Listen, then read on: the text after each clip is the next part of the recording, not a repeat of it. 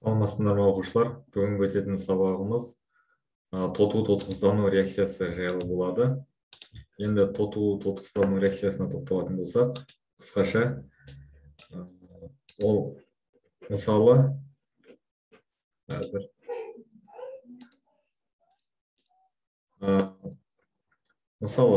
бір металл электронды беретін болса, тотығады. Мысалы, мына жерде тотығудың белгісі осылай.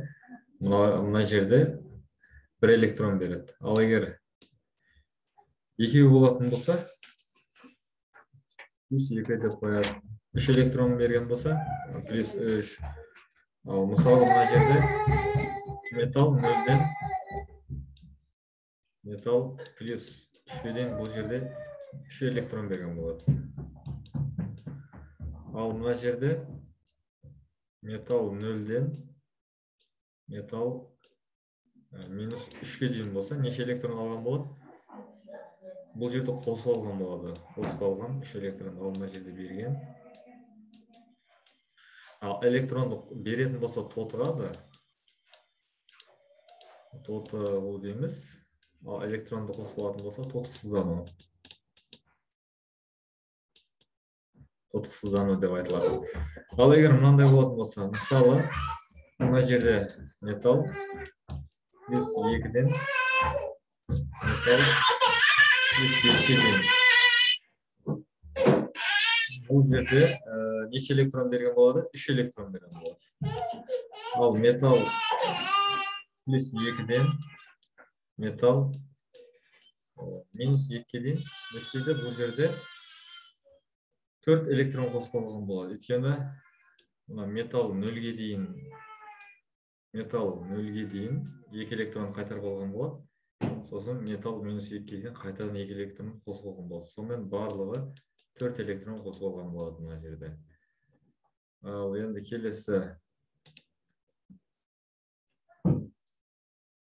келесі маңызды тотықтырғыштар мен тотықсыздандырғышқа тоқталатын болсақ, бұл жерде тұрақты плюс 1 тоту дәрежесін көрсететіндер бірінші атоп металдары, сілтілік металдар.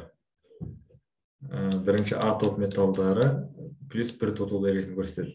Және де сутегі плюс 1 тоту дәрежесін көрсетеді. Тек қана сутегі металдармен қосылыс кезінде минус 1 тоту дәрежесін көрсетеді. Мысалы, кальций гидриді осы кезде минус 1 тоту дәрежесін көрсетеді. Ал одан кейінгі мына жерде екінші атоп металдары, сілтілік жер металдары. Олар плюс 2 тоту дәрежесін көрсетеді. Кальций, магний деген металдар. Ал оттегі болса, минус 2 тоту дәрежесін көрсетеді. Оттегі тек қана фтормен қосылысы кезінде оттегі фтор 2. Осы кезде ғана плюс 2 тоту дәрежесін көрсетеді екен. Мына фтор тұрақты минус 1 тоту дәрежесін көрсетеді фтор. Ал оттегі және пероксидтерде минус 1 тоту дәрежесін көрсетеді. H2O2 минус 1 плюс 1. Және де барий пероксиді барий О2 минус 1. Минус 1 тоту дәрежесін көрсетеді екен. Және де алюминий валенттіліктеріне сәйкес келеді. Тоту дәрежесі алюминий плюс 3 тоту дәрежесін көрсетеді. Ал осыларды жаттап алуымыз керек. Ал қалғандар ауыспалы тоту дәрежесін көрсетеді екен. Енді белгісіз заттың тоту дәрежесін табу үшін, мысалы, калий марганец О4, осыны табудың екі жолы бар. Бірінші жолы мынандай. Мысалы, оттегінің тотығу дәрежесін білеміз, минус 2, калийдің білеміз, плюс 1. Ал марганецтікін табу керек болса, ортадан бөлеміз. Тотыққан мен тотықсыздандырғыштардың саны тең болу керек. Мына жерде минусымыз жалпы 8, плюс 8 болу керек. Мына жерде бірге нешті қоссақ 8 болады, 7-ні қоссақ 8 болады. Ал екінші әдісі мынандай. Мысалы, мынаны табу оңай, ал егер мынандай қосылып берілетін болса, H деген қосылып берілетін болса, осы жерде көміртегінің тоту дәрежесін тап десе қалай табамыз? Бұл кезде X деп қоямыз көміртектігін. сутектікі бізге белгілі плюс 1 жақшаға аламыз. Неше сутегі бар? Сыртында 2 сутегі бар. Көбейту 2 дейміз. Қосамыз. Көміртегінікі қанша? X X көміртегі 1 көбейту 1 дейміз. Қосамыз. Оттегінікі минус 2. Оттегінің саны ана жерде 2 тең 0 болады. Сол кезде мына жерде 2 қосылған X плюс минус минус береді, минус 4 тең 0. Сонда X тең, мына жаққа 2-міз минус болып өтсе, мынау плюс болып өтеді, плюс минус минусты береді. Сол кезде мына жерде плюс 2 шығады екен. Жауабы плюс 2 болады. Оның тотығу дәрежесі. Енді келесі.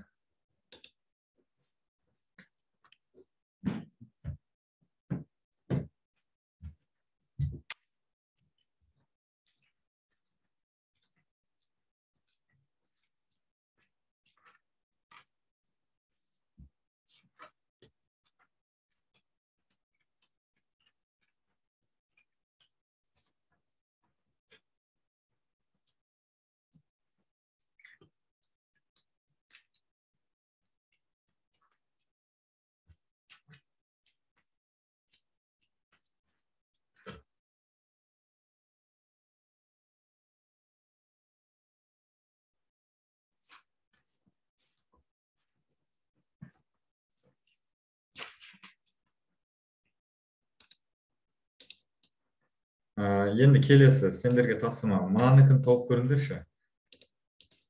Спирттікін. C2H5OH.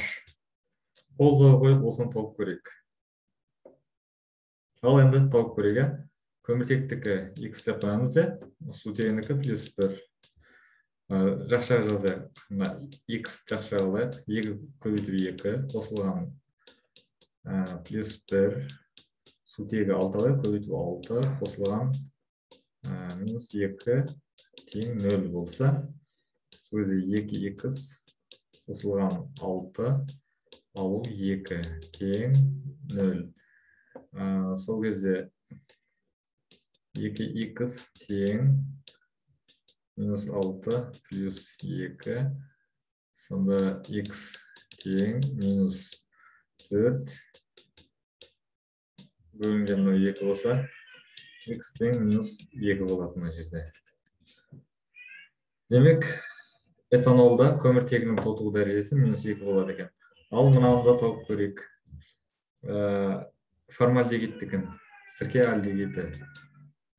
H2O, құмырсқа альдегидінің тотығу дәрежесінде көміртектің тотығу дәрежесін тауып көріңдер.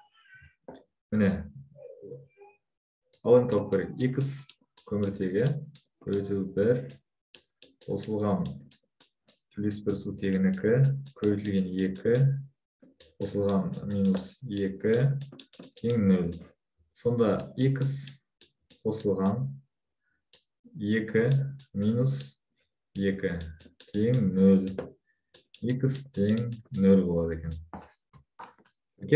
Формальдегидте 0 болады екен. Міне осылай табамыз белгісіз заттың тотығу дәрежесін.